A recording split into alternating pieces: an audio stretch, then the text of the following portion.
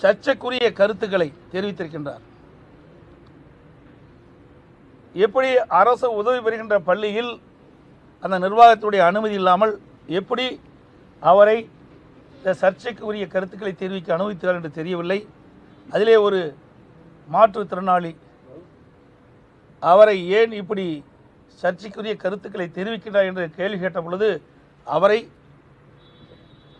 மாற்றுத்திறனாளி என்று பார்க்காமல் அவரை கொச்சைப்படுத்தி இழிவுபடுத்தி பேசியிருக்கிறார். இது வன்மையாக கண்டிக்கத்தக்கது.